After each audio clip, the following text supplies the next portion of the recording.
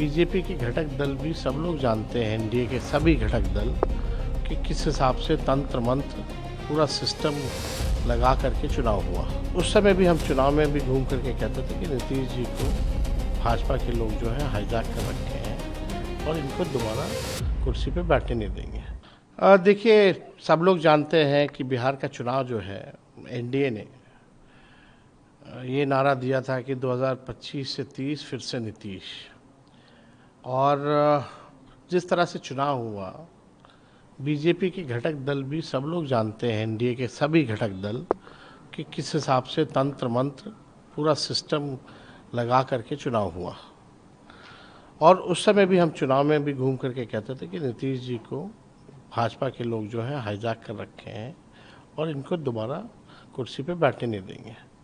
और हम ये भी कहते थे कि महाराष्ट्र जैसा जो है रिफाइंड तरीके से बिहार में इस चीज़ को लागू किया जाएगा। और हमने कई बार भी कहा कि 6 महीने से ज़्यादा इनको कुर्सी पे नहीं बैठने देंगे। भाजपा जिसके साथ भी रही है उसको बर्बाद करने का काम किया है। और भाजपा तो आप जान रहे हैं कि ओबीसी, दलित, आदिवासी विरोधी पार्टी है। वो नहीं चाहते हैं कि भाई बिहार में ऐसा नेता रहे जो ओबीसी और एससी एसटी की बात करता रहे। वो लोग तो चाहते हैं कोई ऐसा मुख्यमंत्री हो जो रबर स्टैम्प जो है वो मुख्यमंत्री बने। और ये जो सत्ता परिवर्तन जो हो रहा है ये जन भावनाओं के खिलाफ है।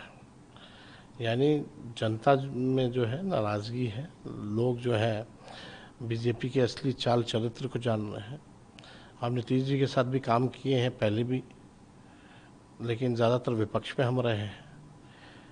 आप देखिएगा, जब 28 जनवरी 2024 में वो छोड़ के गए थे, जब उनके पास कोई रीज़न भी नहीं था छोड़ने का, तब भी हमने कहा था कि भाई बीजेपी जो है अब इनको समाप्त करेगी।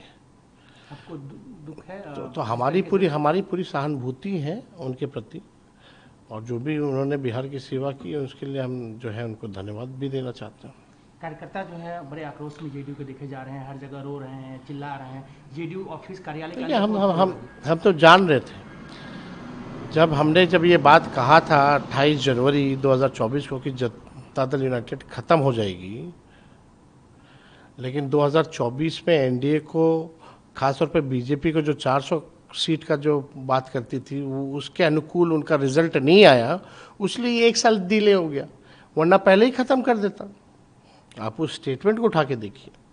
और चुनाव के दौरान भी हमने कई बार बोला है कि इनको ये लोग रहने नहीं देंगे। सदन में कई बार हम लोगों ने बोला है, पूरा सिस्टम जो है हाईजैक कर रखा। आपको पहले से उम्मीद थी कि ऐसा होने वाला है इनके साथ? हाँ, वो एकदम, हम तो शुरू से बोली ना, हम आपको तो तारीख गिना रहे कब कब हम बोले हैं। आप ज़रा उठा के उसको भी देखिए। और भाजपा जिसके साथ रही उसको ख़त्म करने में लगी रही है। इसका एग्जाम्पल एक है महाराष्ट्र में, अगर देखा जाए तो भी हमने इसलिए कहा था कि महाराष्ट्र में जो हुआ, शिंदे जी को आगे करके फिर जो है भाजपा ने अपना मुख्यमंत्री बनाया, तो उसी को रिफाइंड तरीके से बिहार में इन लोगों ने काम किया। काम वही किया, तरीका अलग। इसमें बीजेपी की या कह सकते हैं कि जेडीयू के ही कई नेताओं के नाम आ रहे हैं जो उनके कार्यकर्ता हैं, चिल्ला रहे हैं, तो क्या आपको क्या लगता है? देखिए, कुछ सब जान रहे हैं। हमारे प्रदेश अध्यक्ष भी कहते हैं कि सारे 3 आदमी हैं वहाँ। अब 3-4 उधर हो, जो लोग भाजपा के सामने मस्तक हो गए हैं, कुछ लोग भाजपा से जो आए हैं वो तो बर्बाद कर दिया इनको। उनके बेटा को लगता है सर आगे बढ़ाएंगे बीजेपी, और जो भी वो कहा जा रहा है कि निशांत तब आएंगे बिहार? देखिए, निशांत को तो बहुत पहले आ जाना चाहिए, लेकिन जो सारे 3 लोग हैं वो लोग आने नहीं दिए। कई लोग ऐसे हैं पार्टी में और पार्टी के बाहर ब्यूरोक्रेट्स हैं जिनका नाम आप खुलेआम लेते थे कि यही लोग पार्टी को हैंडल कर रहे थे, तो अब उनका क्या होगा जब नीतीश जी चले जाएंगे? अब आप देखिए आगे, अब देखिए क्या लूट मचता है बिहार में, किस हिसाब से भाजपा के लोग जो है बिहार को बर्बाद करेंगे। ऐसे ही अपराध इतना बढ़ा हुआ है जब से बीजेपी के हाथ में गृह मंत्रालय आया। भ्रष्टाचार बढ़ा हुआ है। सीएजी का रिपोर्ट उठा के देख लीजिए, 70,000 करोड़ का कोई हिसाब किताब नहीं है। इस बार जो सीएजी का रिपोर्ट आया उसमें कहीं तालमेल ही नहीं है। कहाँ गया वो पैसा? तो बिहार के लोगों ने बर्बाद कर दिया। अब आगे की लड़ाई अपनाने के लिए तैयार है कि नीतीश कुमार को एक समाजवादी? नहीं, हम लोग एकदम लड़ेंगे भाजपा के खिलाफ। हम लोग हमेशा उसके विचारधारा के खिलाफ रहे हैं और लड़ेंगे, उनको हराएंगे।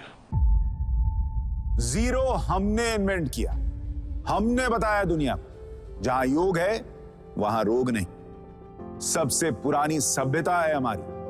गुलामी से तो और देश भी लड़े भाई, पर आजादी के लिए अहिंसा का रास्ता बस हमारा था।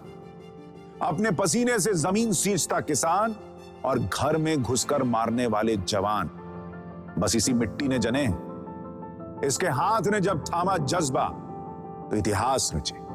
कदम बढ़ाए तो चांद का वो हिस्सा चूमा भाई, जहां कोई कभी नहीं पहुंचा। आज पूरी दुनिया में शान से लहरा रहा है तिरंगा, और इसके पीछे है गर्व से भरी अनगिनत कहानियां जो लिखी जा चुकी हैं और लिखी जा रही हैं, जिन्हें मैं सुनाऊंगा आपको राष्ट्रगान रोज शाम 6:25 पर।